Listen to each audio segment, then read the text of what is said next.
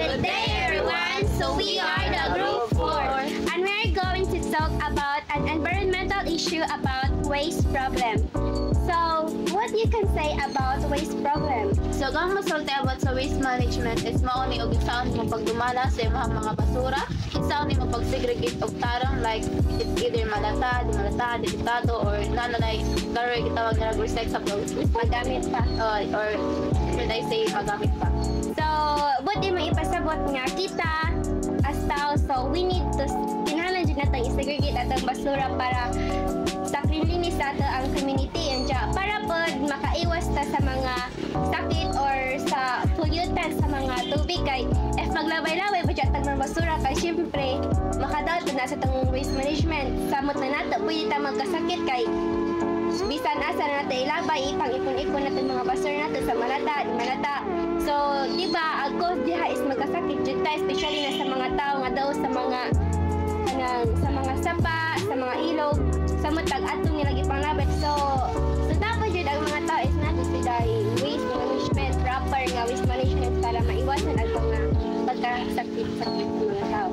So ang masasabi ko lang na dapat magbutang tag-poster kung asa dapat i-butang yan ang bawalan nato yung na din butang karong di mahugaw tanawon ba yun lang sinabi ko. So gaha ma-input sa imong giingan is mas maadyo man gadid mga taang basura isa ta ang ilubong sa juta kasi sa taang sunukon or ilabay-labay rabi sa gasa kay kita ra mangyapon mapektuhan sa taang gipangbuhat mobalik ra mangyapon nato kita ra mangyapon magkasakit kita ra gyapon magsuffer o gatapon ng ibadadyo ng mga ingana nga binuhatan na bitaw and then kung magsunog tag mga basura is di ra man pod ito ang health ang mapektuhan pati ng pagkataang ato ang climate change yung samot sa kainit kaya siyempre di ba as what we can say sumurag namin nag-ingan nga nabustat ako nagataang ozone layer. Unsay mga mapasorti about sa waste management? Suma na itong mga nakita sa itong palibot nagtalaga yung mga basura nga sigasa lang ay panglabay sa yung mga bata nga di pa bang ginto sigasa lang panglabay na basura dapat butang tas sigasa lugar butangan na ito mga basurahan yan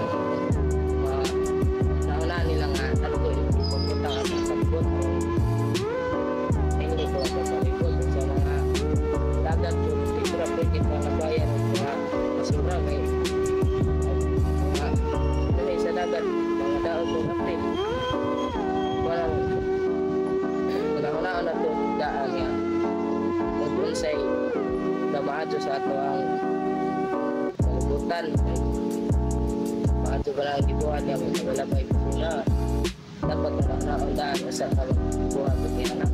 So, asa imuha pamaagi or way para mapanatili nato or sa mga bata ang waste management? Para ato mapanatili itong waste management, dapat magpatundod daw maayong pamatasan para mapanatili itong waste management. Unsa imuha makasulti sa ato ang henerasyon karon about sa ato ang waste management? So basically ang mga bata ron is magpatakag laboy gud basura. Isag asa dila sila kamumo kuan ba kanang mulabay sa mga trash can. Murag makita jud nato sa kadalasan sa kalsada nga aron daghana siya sa basura. Tungod po ni sila mga secheriya nga gipang kahon. Murag tapuan na jud ang mga bata ba dito sa lalabay. So additionally is the air pollution. So kung magsunog tag basura di dyan na mawa ng ang aso diha ma-apil sa hangin. So ang resulta is air pollution. Makalangap ang mga tao diha nga may mga sakit nga asma, ma-50-50 din sila ituan. Delikado man dyan na sila. Kaya naman dyan mga viruses and bacteria po sa hangin, yung apil pa dyan ang tuan, pollution nga. Ang aso nga ito mo dyan na sila. Yung maglubong og basura, mga plastic nga kuan ginalubong sa basura is delikado jud siya para sa atong mga katunuman kay di naman ambok ang tanong kay puro ra ang ilang na kaon is plastic dugay ba na malata ng mga plastic sa kuan sa lubong sa basura maghimot og mga utay maghimot og compost pit dili man jud nadali ma tunaw ng mga basura diya kay ang mga mga materials na gigamit diya is murag solid jud or almost ato. So maka-resulta siya soil erosion sa atong pagkataan, din atong mga tanom is not healthy anymore kasi yun mga na sa infected na sa mga basura na hindi nila dapat i-put nilang sa ilang food process sa like photosynthesis dili na maayo. Sa kadagatan po na basura ginalabog sa kuan parehas mga Manila Bay like that. So inig maglabay og basura dito maapektuhan jud maayo ang mga marine mammals like ilang makaon ng basura or masaman sila sa basura. Then pag may tabo ni ato ang kita pod mapektuhan kay almost atong mga pagkaon is seafoods. So pag makakaon tas ilang mga nakanan masakit pud ta di jud nga ingon masakit pero na jud mga parasite o viruses nga kuan mga makapekto nato naman po yung case na 33% sa mga tao sa kuan nga dapit sa Manila Bay is madid sila kay tungod silang mga nakaon nga di ba.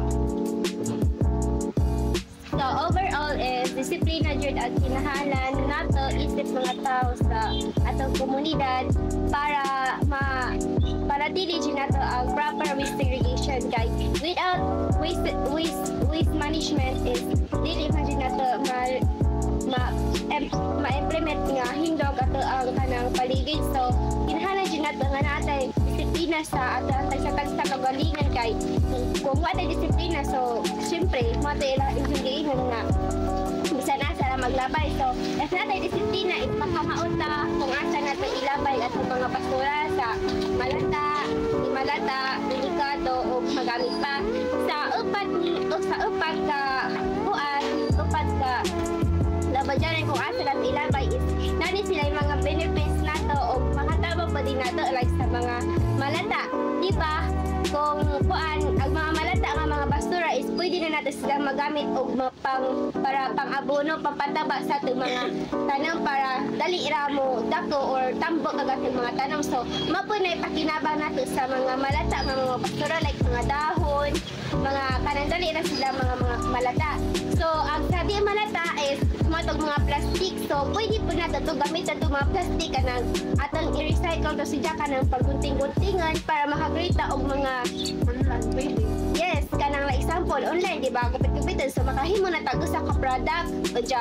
Pwede po natin maghimo o kanang mga plastic bottles, di ba? Pwede po na natin silang himuon nga mga flower base, mga ingana, bisan isa. So pwede dito makakreate sa di malata o sa hazardous manggali. So pwede na nato silang ikuan ilabay like i-deposit siya nato og tarong para kay kung bisan asa na nato kung may mga bata o sila kailang mga basura so ilahan ng gunitan so may posibilidad nga mga samad or maaksidente ang mga bata or like parihan nato unya sa mga recyclable nga mga botelya so pwede man na nato ibalik sa mga shop kadang mga mamalit so makakwarta pa ta so mo na ang kuan sa atong proper waste management unya dahil yung ikaingan sa dagat so di man jud punta pwede maglabay diha og kanang mga basura kay kung maglabay ta diha mga basura so ang tubig unya kita mga lego ba punta usahay unya syempre especially na sa mga isda kay pati ba punta like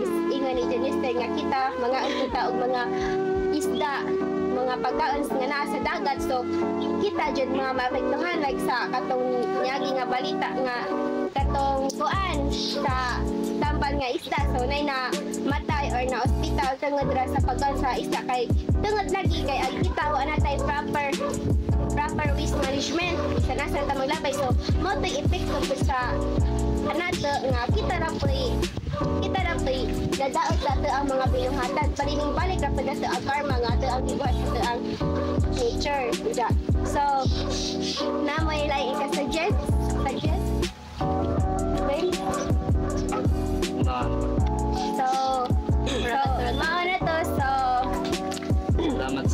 salamat sa ijuhang operation of pag-survival. Bye and God bless and welcome to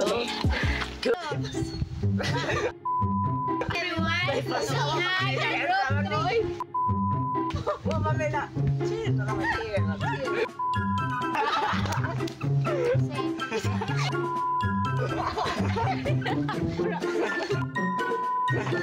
Sabaw kilong pa ora man lang. Sabaw kilong pa. Kung ano naman kang madyan.